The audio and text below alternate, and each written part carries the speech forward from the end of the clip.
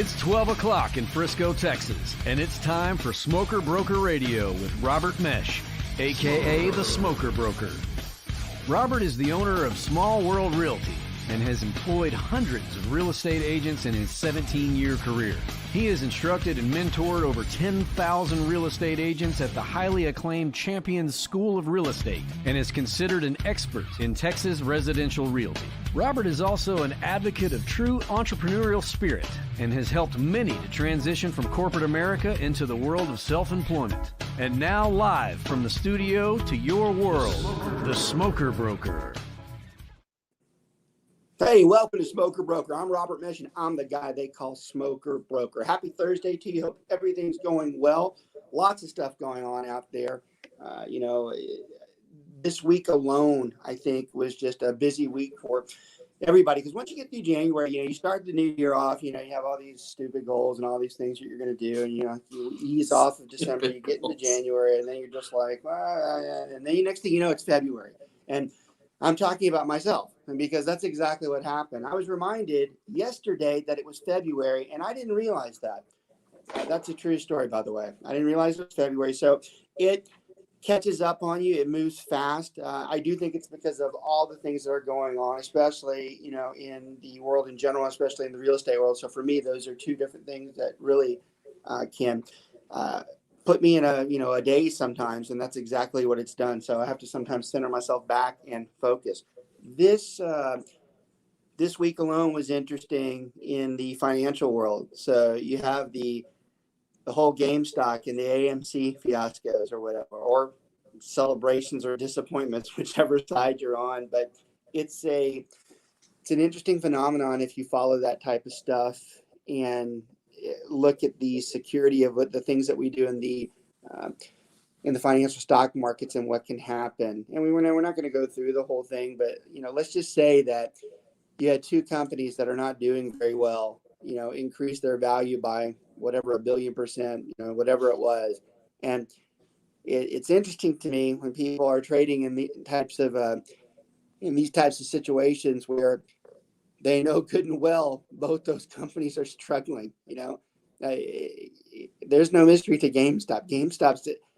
Many people think GameStop's on the Blockbuster train, where the stuff that they're doing is just being beaten by Amazon. Yet they go from a $20 stock price to a $500 stock price. No, it was $2. It was $2, was it? So that alone begs the question as to what am I doing in the stock market? What's going on here? AMC is a good one. AMC has all but sold most of their buildings to churches, because those are the people that are buying them, and they're taking horrible fear from COVID for the past year that they can't get the people back in. Yet their stock price soars, and I don't do much in the stock market, of course, which for a guy who's in real estate, that's the way it should be. And that's kind of where I'm going with this, because real estate is a safer investment. But I have a few things in there, and I monitor it just a bit. But I do find those types of occurrences very disturbing, because it shows that if enough people get together and they can sabotage that system, and which, by the way, that is exactly, those of you who don't follow the stock market, it was a sabotage. It was two major groups getting back at each other, watching one try to benefit and the other one saying, I bet I can fix that. And it just shows the volatility of the stock market itself. So it's crazy. Some people did well. You bet on GameStop for a couple of days or so and sold it before it just crashed again. It's interesting. But I will tell you this, rest assured, before it's all said and done, there's going to be some type of legislation that goes out to make sure that type of behavior is curbed on how that can be done, because it does threaten the stabilization of the markets. And it's I heard that made you nervous too, because you short your agents. You were always expecting me to fail. Not true. That's a lie. That's a lie. I would never bet on that. It's a concern, because you have so many people who put their hopes and stuff in that. And it just shows that there are very few people that control this country when it comes to finance. And I found that to be disturbing. You have a lot of people who are putting money in because we're in a point in time where the economy will have winners and losers, and there are people that are trying to bet on that. And you get people that are screwing around in massive organizations trying to deplete or manipulate that market. So I found that to be an interesting conversation. Where I was going with that is that, and I'm biased towards it, but real estate is a safer bet, especially when you're talking about the state of Texas. Our assets and our inventory is very safeguarded here. It's not like our properties devalue themselves overnight to where they lose 20 or 30%. Although I will say, for the first time in my career, I ease up a little bit because Texas is kind of approaching a bubble, and we're usually not on a bubble, but we're definitely getting where the prices are a little bit inflated, and there's only one way to go when you get to the top, and that's down. So most of the time we're a very stable market, and even right now we're still a very stable market compared to the rest of the country. But I would much rather invest my money in real estate where I know the asset is there. I know nobody can really take it from me as long as I pay for it. And most of the time it grows. Almost all the time it grows over time. No matter what happens in 20 or 30 years, if I purchase an asset or a house and I can afford to pay for it, whether someone else is paying for it or whether I pay for it, no matter what, it's still there in 20 or 30 years. It might not be as worth as much as it was today, but hopefully at some point I either prospered from it or I bit the bullet and paid for it, and it's still there and I can charge rent to somebody on it. In the end, it's the safest investment out there. And I mean, there's no surprise when a real estate broker, especially the size group that we have, would tell you that that's a good investment, but I really mean it genuinely. It is. I only buy penny stocks. Yeah, and most of the investments we do will be real estate focused. It's rare that I actually put a ton of money in the stock market. So for what it's worth, let's see. Bitcoin, we should have gone back to that market too, but they're screwing around with that thing. I got to tell you, I got friends. Me and Brent have a friend in common too, who does that. And I tell you, yeah, you talk about rolling some dice, you talk about some gamblers. Hey, power to you. If you got the guts, you got more guts than I do. And I like to think I'm pretty strong. Yeah, man, I tell you, that you talk about a roller coaster.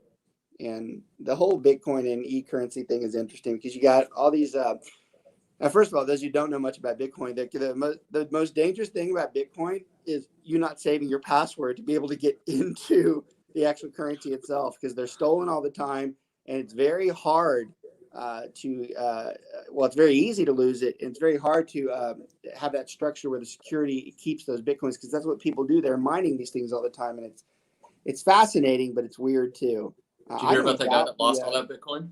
What's that? Did you hear about that guy that lost all that Bitcoin? No, what did he do? What did he do? He bought it right when it began, and he had accidentally thrown out the hard drive that had it. Yeah. And it cost him something like $250 million. And he was trying, I think it was in New Jersey, and he wanted to go through the landfill to dig through it. And the city was like, nope, you can't find it. And he was like, I'll donate $70 million to COVID relief. Just please let me. And they would never let him go in there. Yeah, that's insane. And that's the gamblers that start messing around. And I don't doubt that Bitcoin, well, it is a currency to some extent to some people, but I don't doubt that it will be a bigger player in the future. But I tell you, once again, just gambling in the Texas market. Back to real estate, we are seeing a vast amount of money from California. The Californians are, how do you say that politely? I was going to say invading, and I'm like, that's negative. It is. They're invading. Mass migration. I'm happy. What, say that again? That sounded better. Mass migration. It's an exodus. Mass migration. That sounds good. Come a little closer. I can't hear you as well. Or push your thing, or your mic's a little bit lower than it normally is. Or maybe it's not pushed up. Or maybe, I don't know if Mark can help that, but he probably can't. But it's a migration. It's a migration, and we're seeing it everywhere. I mean, y'all, almost every. For those of you who follow the show, general public wise, not just agents, we are literally seeing a 1-to-3 ratio in the buyers that we have being Californians. I mean, that's a lot of people in the state of Texas that are Californians that are buying property. And these are people that are cashing out, and they're bringing tons of money into Texas. And when I say cash out, I'm not kidding. They actually bring the cash to purchase houses, and that makes it difficult for people who work hard and that are needing financing, and they're trying to compete against these cash offers, and it makes it very hard for them to purchase a home. So we're experiencing that problem right now in all of the state of Texas, where we have inventory shortage, and even the few that are out there, we have to compete with someone who has a massive cash offer. Don't get me wrong, a lot of our clients are there too. It's not like I'm bashing the process. I do think there's a little bit of unfairness to someone who is very well off but has to finance, and they're being told, well, we're going with a cash offer. That's tough. You can argue, well, those people deserve it. I'm like, yeah, I don't know about that. Some of those people, kind of hit the jackpot on their house where they were. I don't know if they necessarily earned all of it, but nonetheless, they have it, and it makes it difficult. And you can bash me. Some people probably don't like that comment I just said, but I'll justify it. I've always struggled when I've had to work for all my stuff. Everything I have, I've worked for. There's nothing given to me. Everything I have is self-made. I promise you that. And I guess you can say I have sour grapes or I'm bitter when I see someone and they've just been given money, whether it's luck or not. I'll even do that too. It's just hard when that happens. You have to compete with that. And that's life, I mean, I'm making a general bitch, I guess, about life itself, but it is tough. It is tough when you see that someone who has not worked near as hard as you, and they come in and just go, and you're like, all right. So that's what I'm clarifying when I talk about some of that California money. And I notice how I said some. I didn't say all of it, because some of those people are exactly what I'm talking about, hard workers, and they earned every bit of it. But there's no doubt there are some people that they just got lucky and cashed in, and now they're over here pushing people around that are hard workers, and they're having to stand in line. If you really listen to what I said there's some truth to that. There is. It's not a bash. It's not they have money. And that's not the bash at all. The bash is that some of those people that really worked hard are having to stand in line behind those people. And sometimes just a little bit of bitterness, I guess, there. But we're seeing a ton of that too. A generic comment to all the agents out there. And this is actually one of the core topics today in our Just Do It topic, that inventory short in Texas. We need to be getting out there, and we need to be soliciting those listings because there's not enough. And we're going to talk a lot about that here in just a minute. And one other thing too, as we're finishing the opening of the show, this weekend, Super Bowl weekend, it's a different time. Normally you have a lot more excitement geared up towards the Super Bowl with lots of planned events, and obviously the planned events are scaled back. You are seeing more than you would have seen 6 months ago, because once again you're having the phenomenon of people who have either had COVID or they've been vaccinated. So you have a few more braver people out there that are getting out, and that trend will continue, thankfully, as we continue to administer the vaccine. But I'll tell you this: I thought it was ridiculous the way the NFL started this year, that they were going to do the season. They were going to do it with no fans. And I was like, this is just dumb. This thing should all be canceled. But you know what? They made it work. They made it work, and they still had a marketable product, and people are still interested in the games itself. And even though it's not the level that it normally is, they're as damn close as they could have been to making it normal and having a Super Bowl. And, kudos to them for that. Well, there's a few teams that tried it with no fans before COVID hit. Yeah, right. And right. I didn't catch it. You said it. Kudos to them for making something work in COVID, because that's been difficult. And I think there's still enough people out there this year that are interested in the actual Super Bowl itself. And that's good, because there has to be some type of normalcy that's been attached. So good for them. And, enjoy your Super Bowl weekend. It'll be different for sure. But we are a country that is trying to heal and recover. And we're doing the best we can, and we're getting there. We are still looking at mid-year to the end of this year before the real normalcy, I think, returns in this country. So kudos to them for making something out of nothing, considering how bad some of those things were. All right. We have a great topic today, and I like the topic because this isn't a training session. You can say it's a motivation session. I hate when people talk about being motivated, but I will tell you right now, today is all geared around motivating yourself, motivating everything that you do, and knocking off the excuses, because this is the time of the year where you have to embrace that mentality. And this show was designed today off of my own issues with not being as strong-willed as I normally am with jumping on things, and as far as goals and being proactive versus reactive. So I'm not a hypocritical type of guy. I bash myself more than anybody. So part of this is geared towards me. But the other part is, in general, we've been spending the last few weeks, in fact, the entire year, talking to our crew about getting out there, doing the things they need to do. And we do that all the time, but more so this year, because this is the first time we've ever seen a real estate market that is changing daily. It's changing daily, which means if you thought you were a procrastinator before, or you were reactive in general, that is not a good combination to have right now. Because in fact, it could be dangerous and could even cost you a lot of your income if you have the type of attitude. So I'm sitting there last night and I'm thinking about it. And there are times I plan the show. Look, all our topics are there. It's not like I just say, oh, that one today. I have tons of topics that are out there that I decide what we're going to do. But sometimes I do wait until the night before because I want to try to have something that's currently affecting the crew. And it hit me on this one before I went to bed last night. I started thinking about, that's it. I go, not only do we have to enforce this into our crew, but everybody else out there, I think, can benefit from it. And that's where the idea for the show today came, to where we titled it.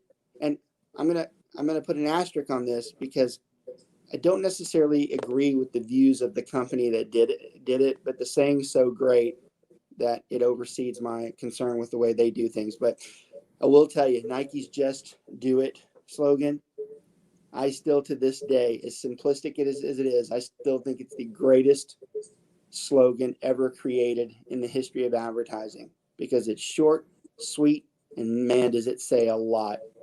It applies to so many things that we do.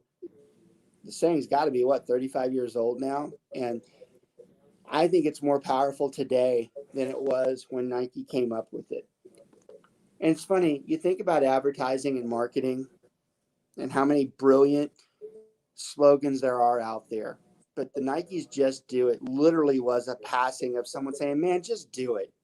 And someone said, that's really good. And today, that's exactly what we're going to embed on, because it's true. It is a just do it. It is a just do it type of mentality, because that's what hurts most people that are ineffective. They just don't get out there and do it. And when it comes to real estate, which is what we focus on this show, it's everything. Because a majority of the problems that a real estate agent has is their lack of engaging and doing what they're supposed to do. Because they can get away with it sometimes, because they might get a lucky sale here or there, maybe even a ton of lucky sales. But in the end, if they want this to be a continuing income stream, they have to work at it. And some of them, actually, it's not some, it's most of them, don't do it. Well, Brent, there's two people. Would you agree with that, Brent? Would you agree? Yeah, I agree with that. And I think that there's two people that do just do it every day, and they are our sponsors for this week's show. Brent's always perfect. He was told that we need to do the sponsors after the intro. So what a great turn in. So let's get that out of the way. You're right. Yeah, I was just waiting for you to stop talking. So I made it work. That. You're lucky it was within 15 minutes or so that I did it. I could have saved 15% or more on my car insurance. So they are not a sponsor, by the way. So our first sponsor is a Mr. Martin Cooley with BPG Inspections. He is our go-to guy that we refer our clients to. We obviously refer multiple people, but Martin's the guy we feel really comfortable with.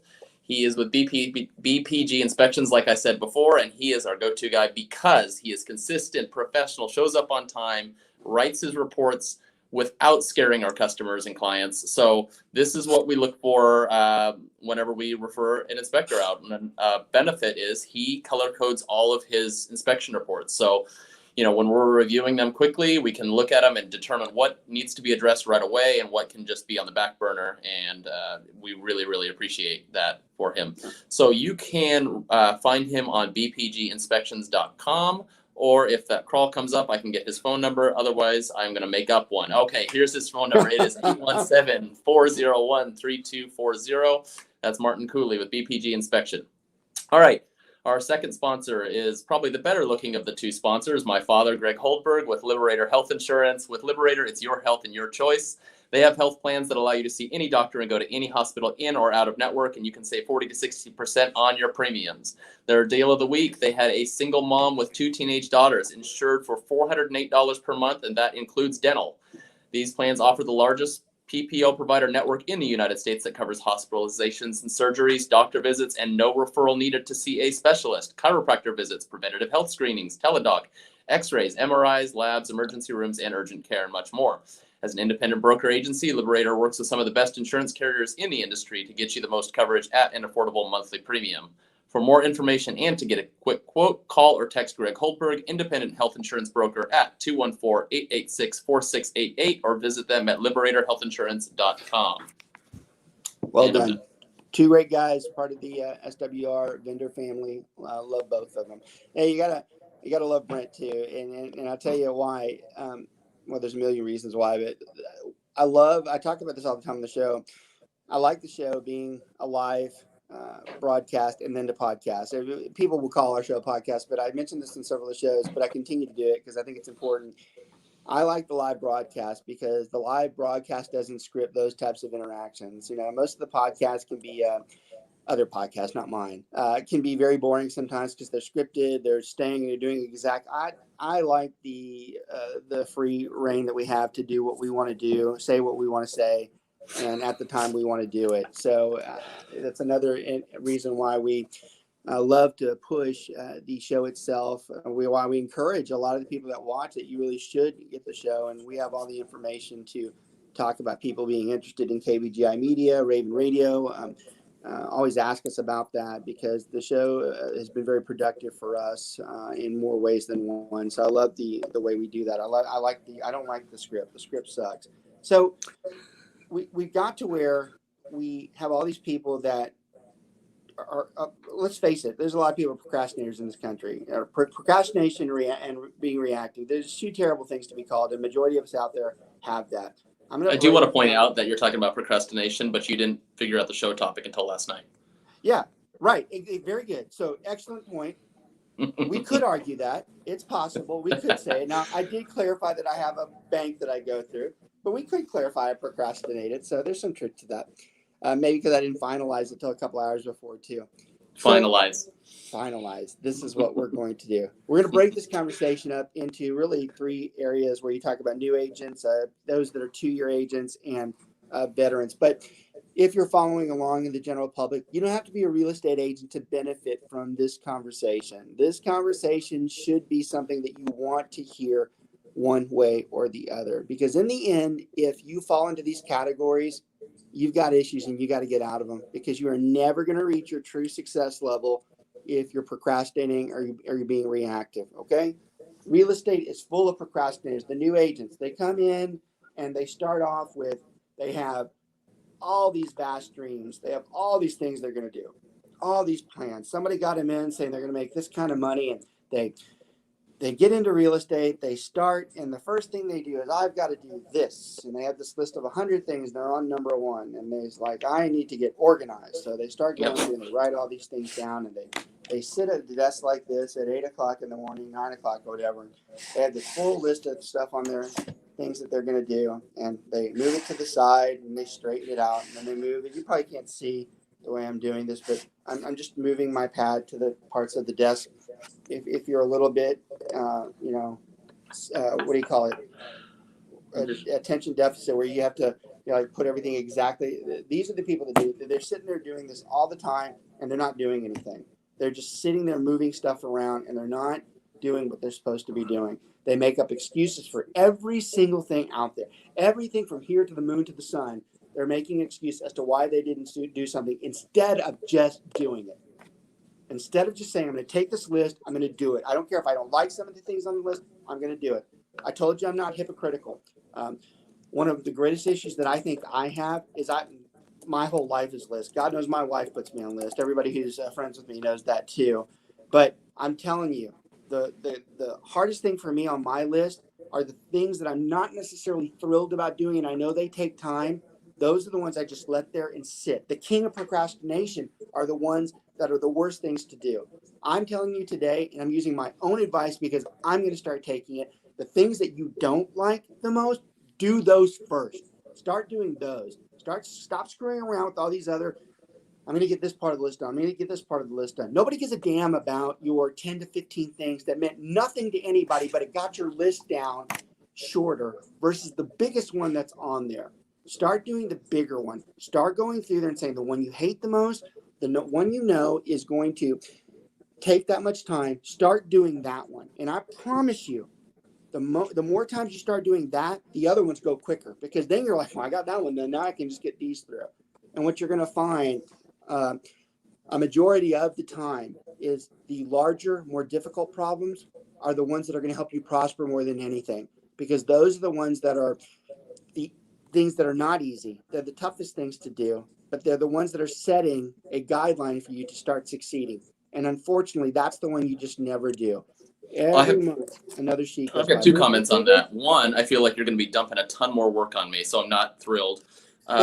Number two, that you are is right, kind my of, friend.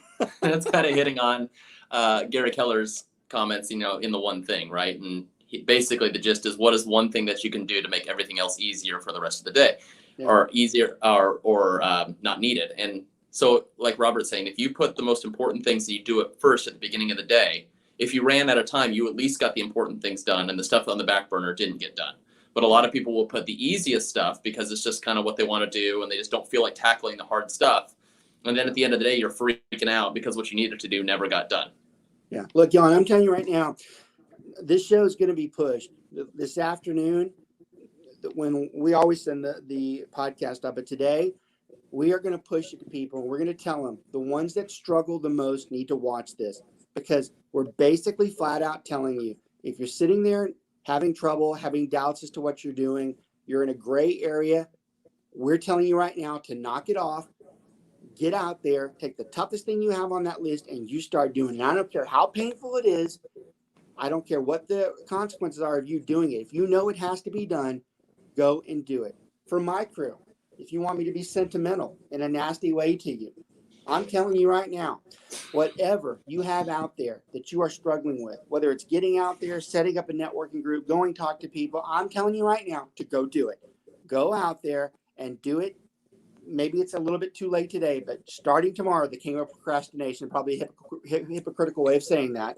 But I know how some people are. They literally have to go to tomorrow. Start getting through there and start doing those things. Start doing the things you don't like doing the most. And if you're in my crew, I'm going to tell you right now, I'm going to actually do this with you. I'm going to start picking out the grossest things I cannot stand to do as far as work. And when I say gross, I mean like it's going to take tons of time to do it. We're going to do that. I'm going to take it. I'm going to start doing it. The ones that I grimace on, I'm like, I just don't want to do this. You'll just hand it to I'm me. going to do the same damn thing, because if I'm having trouble with it, others have trouble with it, doing those things, and I'm not going to be hypocritical.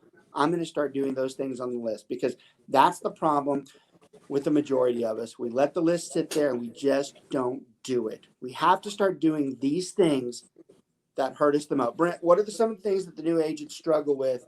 I went through a rant list on there. More specifically, what are some things that they need to do to help themselves get going on these, or the ones that they don't want to do? Right. So, real estate's kind of a long-term game, especially when you get into it as an agent. Not a kind of, it is. Oh, okay. Yeah, I guess it can be. But I mean, do what you're told. There's short-term things you can do, right? Like, say, buy leads, stuff like that. But then there's longer-term things, which is going to give you the most bang for your buck. A lot of people don't want to put the work into starting a network group or joining a networking group because they don't get the referral right. And y'all, these things take years sometimes, right? I mean, you have to plant the seeds and you have to stay with it. And we talked about it, I think, last week, maybe not, about people that will. Oh, that was in our team meeting. We talked about people will quit, and that there was a referral that was just about to come into them, right? But they have no idea. They'll never know because they put in some. They didn't stay to see it out and see how it turns out. Right. So, there's things that's uncomfortable, and especially as new agents, like joining a networking group, you think, well, what am I going to say? I'm new. You know, when they ask me a question, I'm not going to know. This is going to get awkward. I'm just not going to do it. I'll find something else that's going to be less uncomfortable. And the thing that makes you the most uncomfortable is what's probably going to have the best reward for you. That's a good comment. So I like that. That's a great takeaway.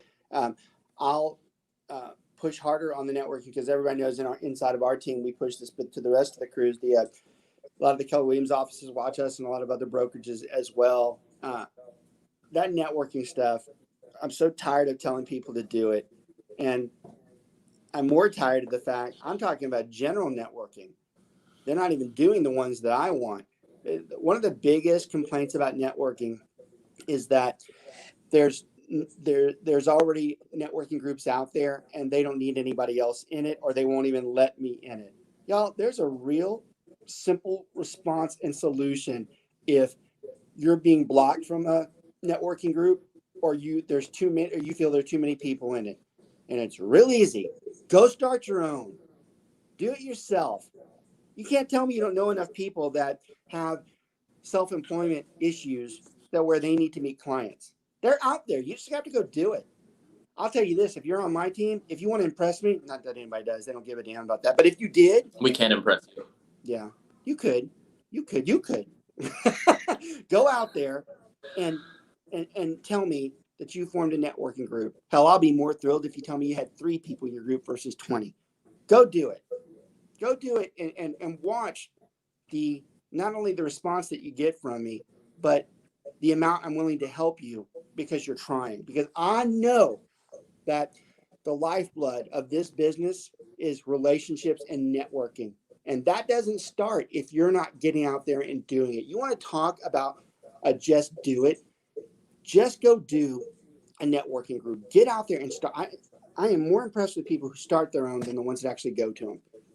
Don't get me wrong. I want you to go to the networking groups too. But go start it. There are so many people out there right now that are in the same boat as you. And look, and there's no secret to this. Anybody who does professional networking, they'll tell you that the ones who benefit the most in those groups are people like us, the real estate agents. Because remember, you have people that are like, you've got the window washers. Those are always my favorite. The guys that do the professional window washing, I can only get them so much business. There's only so many people that have a professional office that needs window washing. But those people that they meet, they're going into houses daily. Half the time somebody goes in to one of those because they're actually thinking about selling their house right now. And they do that.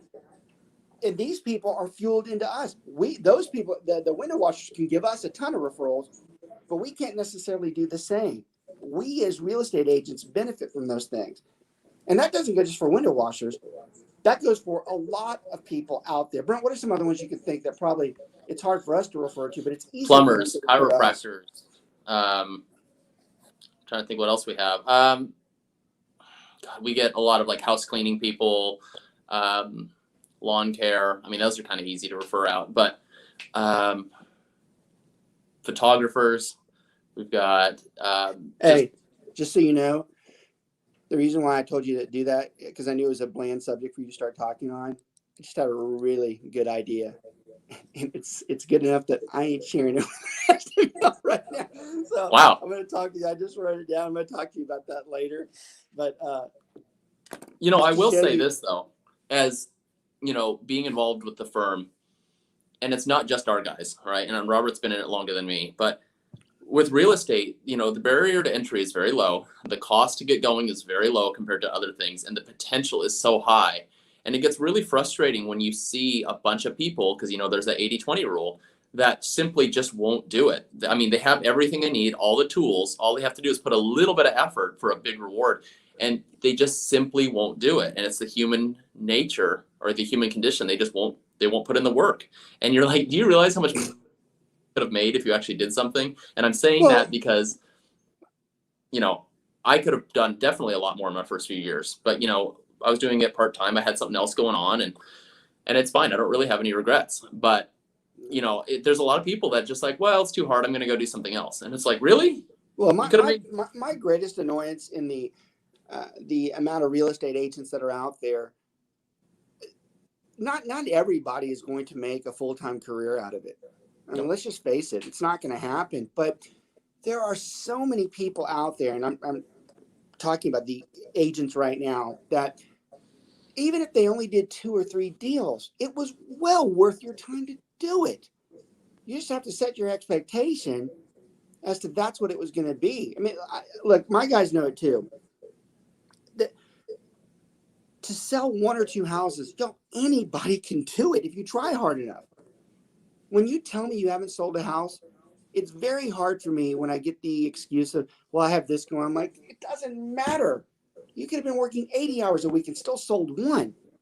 Just go sell the 1. Again, just go do it. Go do it. Make whatever you have on your plate right now, outside of health or real bad personal issues, which there are some exceptions to this disclaimer rule. Yeah, absolutely. Personal empathy, there are some disclaimers that some people are just it's so tough for them right now. I get that. But anybody else out there, especially my crew, God, just go out there and do whatever it takes. Act as if your life depends on it. Go out there and get a client to buy or sell a house. You can do it. Trust me when I say it. It can be done. It's not that difficult. And the moment you do the first one, it makes the second one that much easier. But the longer you sit there and say, I'm not going to do it, I'm not going to try, I'm not going to go through a bunch of tutorials, I'm not going to go through a bunch of training because it takes too long. It's just not okay. It's not okay. I was going to be more profane there, but I decided not to. I didn't want the best to get to me. But it angers me that much because it's not that hard. You can do this stuff. You just have to do it. You just have to get out there and say, I'm going to do these things today. Stop saying I'm going to do all of it, because that's the biggest problem with most people. They're like, I'm going to do all this at one time. I'm like, no, you won't. Some of that stuff is 5 to 10 years in there. But just do the things you know right now that you can sell a house. My God, I'd be willing to bet y'all right now, if you went out on the street and did one of those Statue of Liberty signs and pointed, dressed like the tax guys, and pointed to yourself saying, hey, I sell real estate. And the fact that I put this thing on and embarrassed myself like this, you should actually use me. I bet someone would get a deal today. I do. Yeah, you get one. If I'm driving and I saw that person, I go, that's funny. I go, I might have to try that. Am I being totally serious? No, but I am a little. I actually think that type of level of thinking is what we're talking about, because we are telling you just to do it. And look, reactive and procrastination, they go hand in hand. All right. Procrastination, it's breeding being reactive. It's encouraging it. It's encouraging that you're going to let something happen that you could have prevented if you did the other things. They really go hand in hand. And I think that's a good takeaway from the show, is that you should look at it from a standpoint that the more you procrastinate, the easier it is to become reactive. And I tell you, there's a lot of words in the business world that are powerful. There are a lot of words in the business world that are said quite a bit and that are detrimental. But I'll tell you the one that is the greatest detriment as far as I'm concerned. Reactive is the worst thing anybody can ever call you. That there are so many bad things that come from being reactive, because what someone's basically politely telling you, or maybe not politely telling you, is you should have done something before that happened. And God, that is the worst. You don't ever. And look, I've run my own company for the longest time, and I don't get that a lot because the only reactiveness is from me. So I have to penalize myself, which, believe me, I do. Believe it or not, I'm harder on myself than just about anybody. But when you have someone come down to you and tell you shouldn't have done it that way, you should have done this, that is about as low as you possibly can feel. Or at least, actually, I take that back. It's the lowest that you should possibly feel. Some don't, but you should, because someone's basically coming in there and saying, that's not what you were told to do. And anybody could have told you that you should have done it that way. And that's hard. That's hard. You don't ever want to be accused of being reactive. You don't ever want someone to come back and say, why'd you do it like that? That's like one of the worst. I'm trying to think of the word. It's not, what's the opposite of compliment? I'm going blank. just it's a terrible thing to be called. A slam. It's not what you want. And you should do everything you can to avoid being reactive. Everything we do daily should be proactive. We should be getting in front of things. I will tell you that is something that I'm very disciplined at. I try very hard to stay in front of the things I know that are coming. Y'all, I bash myself more than anybody. And I think you almost have to if you run the size team that I do, because you have to be critical of what it is that you're doing. But I will tell you one thing that I do very right is I try to stay in front of things. I look at what's coming. I look at what the results could be, what could happen, what are the consequences. And this isn't 2 days out. I'm usually looking a week, 2 weeks, 3 weeks out. And look, my crew will verify this too. You want to know something interesting or personal about us right now? We're going through and having team meetings on a much more regular basis because the market's changing daily, and it forces us to get in front of it before it happens. Our crew will tell you that they don't go out there blind on how to do an offer. Our crew will tell you in the last week alone. And by the way, this is a message if you work anywhere else in real estate. If the people that are supervising you right now, if they have not been in close contact with you, warning you about how to present a multiple offer or how to deal with working the offer from the listing and the buying side, you are not working with the right person right now. In fact, I'm very proud of what's going on. I think as I speak, our head broker right now is actually conducting, or is it later this afternoon? I think it's right now. Conducting a multiple offer class. And this isn't just a regular, this is a broker that is nationwide now. She got a best-selling book. She is in with our crews right now telling them, because she knows that we have to be watching that. And if you don't have someone like that, that's personally reaching out to you saying, hey, look, you have got to be doing this. And before you do it, let us see it. That is a perfect definition of being proactive. You know, I don't just sit there and spiel things off, even though I talk quite a bit and sometimes I go around in circles. Yeah, I'm telling you right now, I usually practice what I preach. If I'm out here blabbing something, and look, you got to love Brent for his comical ways, his smart aleck ways, his intelligent ways. But one thing about him, if you watch him, he'll make fun of me if I do something wrong. He'll joke about something I do. But he also knows when I hit a point on that he knows is the absolute foundation of what we do, you'll see a very stern nod from him. And right there, he knows damn good and well that is what we have to go through. We are proactive on a daily basis to make sure our crews don't get out there and make mistakes. Probably another reason why we review every damn thing before it goes out too. We don't want to give them a chance to make that mistake. It is an extreme value add for us to go through. Does it take us a lot of time? Does it keep us up late and make us get up early? You're damn right it does, because between the two of us, that's exactly what our lives revolve around. But it's worth it because we know our crew has confidence that they're going to get it right. They're not going to do something wrong. It is a confidence level. It is being confident. This stuff about just doing it, being proactive versus reactive, it all flows into being confident. It flows into being confident to know what it is that you're doing, and you know that you can execute. When you start acting like you're not confident, then you don't start doing something because you're afraid of it, which is once again why you start becoming proactive versus reactive. It might not sound like it as we're going through this, but if you dissect what we're talking about today, all of these things flow together. If you've got a confidence problem, most likely it means you have a procrastination problem and you're also reactive and you're not proactive. I guarantee you, if you are having issues with that, those are flowing from those things there. Those people, there's millions of Americans, millions of people in the world who lack confidence. I don't think anybody would have to tell you that is not something that I lack in my life.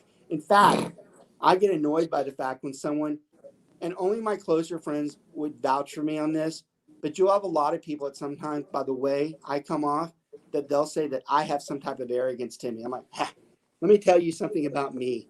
You don't know anything about me if you think that I come off as arrogant just because of my confidence. You ought to see where I come from. The place that I was born is well off the maps. Half of my family spoke a broken French and English. Half of them literally live next to the swamp people and are fantastic people. I come from very rural parts.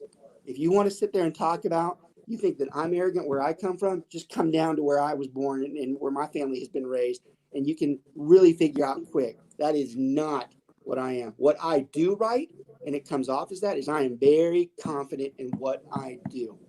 I am confident in every damn thing. Even my wife, who will bash me on just about everything, as she should, she will tell you there's one thing that he does religiously right all the time, and he is confident. My father would tell you, my mother would tell you, my brother, they know that if I put myself into it, I'm going to be confident.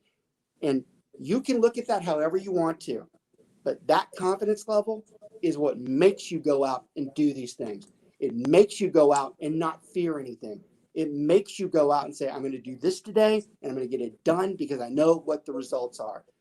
Trust me when I say, if you have a confidence problem, your confidence problem is more from a procrastination problem and being reactive more than anything. You want to fix your confidence problem? Start addressing those two things, and then you might start having a chance at being more confident in what you do. Something you'll see with it's something you'll see with agents a lot, and it'll be coming up in the next few months. We're in a hot market right now, and so if you've been in the industry a couple of years, you think, oh wow, I'm really good. I've got a lot of clients and things are good. And when things start to taper off, that's when they start panicking and they start putting in the work then.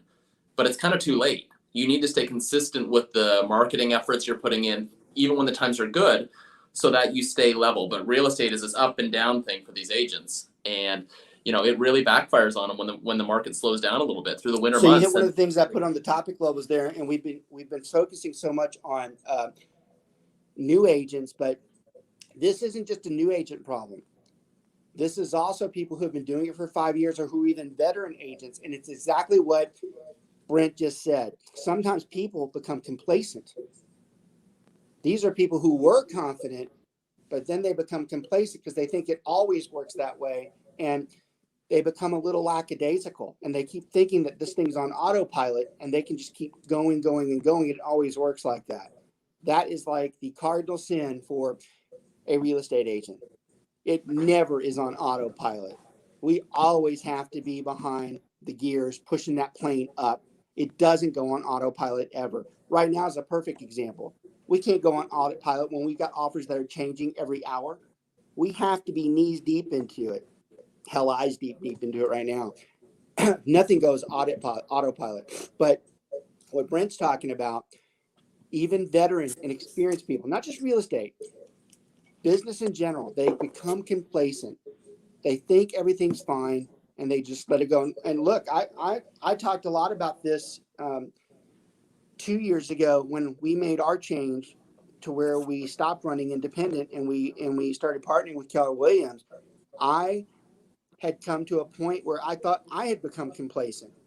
I felt that I was just happy with the way everything goes, status quo, this is great, no problems. And I lost sight of probably the most important thing in being entrepreneurial is to continue to be entrepreneurial and to continue to grow and to continue to have ideas. And that's what forced me to change gears. And everybody talks about midlife crisis. There's also midlife excelling. There's also midlife, hey, we need to change directions. I kind of sometimes don't like the midlife crisis thing because I'm like, well, that's other problems. But there's also midlife, hey, this is not the way it should be going. We need to shift it into another gear and make it go this way. And people who are strong when it comes to their business sense, their confidence level, they know what they need to do. There is nothing on a daily basis that doesn't stop me from thinking of ideas that would come on. Some of my people that I report to, they would tell you, I come up with the dumbest ideas sometimes. I'm constantly drafting. When I'm driving, and y'all, I hope this is a takeaway. I hope some of the weird stuff I do is takeaways. But when I'm driving, I'll literally start thinking of something that's important, or it's an idea. And when I think about it, I'll hit that voice activated recorder on your phone, and I'll tell myself, so it reminds me later, because I check it every afternoon. Anything that I wrote, because I think quick sometimes, and I'll put an idea on there. Some of those ideas produce a lot of money down the road. It just depends. And just to show you once again, I practice what I preach. When I was talking to y'all just a little while ago about one of the sections in there, something hit me like a ton of bricks that we're not doing. And we're going to start doing it. I will tell you that is something that's only going to be for my group because I just figured it out. And I'm actually pretty excited about it. But that type of thinking never stops. We keep thinking, we keep writing down some of it's stupid. Trust me, I've had so many embarrassing ideas that I look back and I'm like, why'd you even tell anybody that? You know what? I'd rather have someone say you're an idiot for doing a stupid one than not doing one at all. And my life revolves around it because I'm always thinking about what I can do. That's another thing my wife will tell you. And I love her for this more than anything. She knows that, and she said it to me many times in the most genuine way. And she's not doing it as a praise to me. She genuinely tells me I'm always looking for a way to stay ahead and what's the next thing I can do. And she's right. I do. I wake up that morning. I go to bed that morning. Actually, I do. I wake up in the morning and I look at what I have and I jot things down that I want to do or that I need to think about. And I go to bed doing the same damn thing. It starts with a list and it ends with a list and it's consumed by a list. And is that where Dina gets the list from? That's where Dina gets the list from. She knows that that's the best way to keep my attention. But that confidence level, no matter what happens, and I joke about this all the time too, and this is where I'm going to kind of start wrapping the show up. I don't care what happens to me from a business standpoint or an income standpoint. I know at any given point in time that I could go start a snow cone stand, and I promise you that snow cone stand will make money. Might not make the money that I want, but I promise you it's going to make money. I don't know what you're laughing about, but if you're picturing me doing snow cones, it's annoying. Would you call yourself the Snoker Broker? The snoker. No, I wouldn't. But even then, snow cone stand, exterminator, whatever. I promise you, if I'm going to do it, I'm going to do it full throttle. I'm going to put the pedal all the way down. I'm going to dedicate myself to it. I'm going to be confident that I know what I can do. And I'm going to implement the plans to the T, because that is being proactive. That is not procrastinating. That is having the confidence to know I can do it. I'm going to do it. Even if I'm not good at it, I'm going to do it until I get better at it, which, by the way, that's a good takeaway too. Along the way, sometimes you might not be that good at it, but who's to say you will not get good at it if you keep doing it?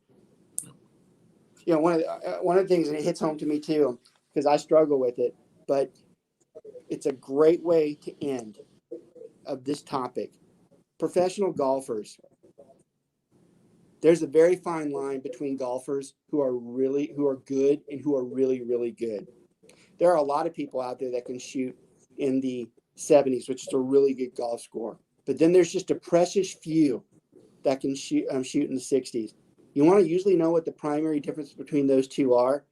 You could argue God-given talent. They lie. Some of them have. What'd you say? They lie. They lie. Yeah, they lie. But the real difference between them is those professionals. Every shot, there's not a professional out there that won't tell you that every shot that they encounter, they hit 100 times a day, every day. And there's something to be said for that. There's something to be said for being professional and over 100 times a day doing it. I think Luka does the same thing. I think he, with his free throws, I think he has to hit a minimum of X amount in a row a day. You want to know why he's so brilliant in the things that he does? Because he sits there and practices it all day long. He practices those wild ass moves that he has because he knows if he does it enough, he'll encounter it when he's on the court. You miss 100% of the shots you don't take. Wayne Gretzky, Michael Scott. That's right. I saw that a lot today or last week. Say that again. That was a good. This quote's been going around the internet. What was it again? Well, that was the Office quote with the Wayne Gretzky, Michael Scott what thing. was the Wayne Gretzky one was out there this week? You miss 100% of the shots you don't take. That's right. You miss 100% of the shots you don't take. You've got to be involved in the fight. Otherwise, you're just sitting on the sidelines. And your relevance level goes horrifically down the more you sit. I don't care what level you're at. I don't care what status you're at. I don't care where you think you are in life. Every moment you have a chance to start improving your life, you just have to do it. And there is no better way to end the show than saying it just like that. You just have to do it. You know, we do 45 minutes on the show, or 10 hour or so. And it's really the last 20 minutes that really is the kicker in there. And I can tell you, even before going through and watching this one, I know the last 20 minutes, that's exactly what I wanted to say today. That is exactly what I wanted to hit on, especially to my crew and everybody else out there. Y'all, as always, we really appreciate y'all watching the show. We just tremendously hope that you get so much out of it. I'd have a problem thinking that you can't get something out of this with what we're talking about, because anybody who can watch that last 20 minutes and feel like they're doing okay and that they don't want to get out there and do something more right now, I got concerns for you. And I legitimately mean that. You cannot sit there and watch that and go, because if you do, you got bigger problems. In fact, you should be telling yourself that right now. I love that part of the show. You should continue to watch the show for those types of tips. You should pass it on to others and let them know we continue to, like I said, appreciate the viewership. The viewership continues to be over 500 religiously watching every week off of our archives. We thank y'all all the time. Thanks so much. We will see you guys next week. Have a great one. And head to joinswr.com. Join SWR.com. Thank you. Join SWR.com. We're out. Or at least I thought we were out. Oh, Mark. I don't know if it's my hands. Well, maybe we're going to go a few extra minutes there. Brent? All right. I am confident Mark will be back to cut this live broadcast off, but Yeah. I don't know when that's going to be. No. Well, maybe he's procrastinating ending He the show. might be procrastinating. Maybe he has something that he's about to do and he just didn't want to do it. Maybe. Or worse, maybe he has a medical issue. I hope he's okay. Mark. Oh, God. You didn't stroke out, did you, Mark? Mark, are you out there? This is awesome. We could end the broadcast where it's just like Just the rainbow there, screen but I that don't know shows how up. long it might sit. Yeah. Oh wait, Well- we did have some comments. I didn't see. Hang on. Streamline 300 progression come and get you. Never got your job thinking you can make it home. Oh my God, that was funny. Completely agree. My buddy Jason Schubar, he must be watching recently. I've seen his comments out there. Thankfully, no one else can really know what that comment just meant. But believe me, there's a story about that. But he is right. I love him as much as he likes to joke. My buddy there, Jason, but he is he's right. You have to have confidence even in that subject. He's disgusting. By the way, Jason, you are an idiot. Let's use these few minutes though, that if you liked what you heard and you like the leadership and the strategy and the confidence, then you need to join our team. So you need to head to joinswr.com. You can find out more. We have webinars every other week, and you can really learn what we're about and join us easily. And we'd love to have you. Yeah, the team is built to handle a great deal of agents out there. It's constructed so that the education is free for everybody all the time, 24/7, and we work very hard to make sure our lives surround making sure that our agents have everything they need on really on an hourly basis, because I learned many years ago, you just can't do this any other way. You have to have someone there. And it's the major fail of most brokerages is that they can't be there all the time for their agents. We have tried to create a model where we are. And look, here's the thing. You can try to mirror what I do. You can try to mirror anything I do. Good luck. Good luck mirroring what it is that we do. You can't just tell someone that you're 24/7. Not only do you have to be 24/7, and I don't mind saying it all, you better know your shit though. You better know what it is, all the things that come across. Hell, my agents this past week, they'll vouch for that too. The situations that we have to step into, you have had to have done this for a long time to know how to respond to it. So you can be 24/7. You can say you have a mentor. By the way, anybody who's watching from just another firm outside there, my guess is if you have a mentor and they're under 5 years, I can tell you right now, they don't know everything they need to know. No one ever knows everything they need to know, but I'm telling you, there's a terrible shortage in what they know right now if it's only 5 years, because they haven't seen it. They haven't seen near enough. to be able to tell you what you can and you cannot do. Hey, Brent, maybe we should text Mark and make sure he's okay. I was about to, but he posted a comment, so I think we're good. Oh, Mark posted a comment. No, I Yeah, think it was but- Andrea. Yeah, but Mark posted it. He makes it show up. Oh, that's right. Mark, he you did. there? Mark, he is. Mark, I guess he's just having trouble cutting it. Give him a text there, Brent. See what he's. Yeah, I just did. I'm sure Mark is there. Something is not cutting the broadcast off. The Streamathon, 24 it's hours, gotta- a smoker broker. It's got to be that. Yeah, okay. Yeah, we're good. All right, Go so ahead, Mark's David. just telling us. Okay, there he is. Mark, what happened? Yeah. Well, because you guys froze, and every time I'd come back in, you guys were still talking. So I was like, okay, well, they're just going to keep on talking. That's fine. I mean, I didn't get to All right, hear good the deal. part that you were like, okay, goodbye. We were concerned about your well-being.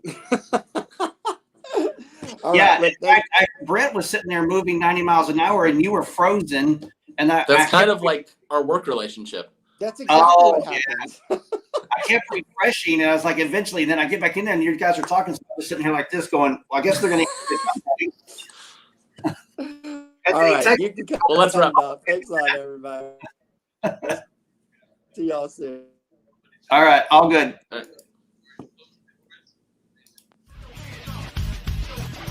No, it's still live. It's still live. It's still counting.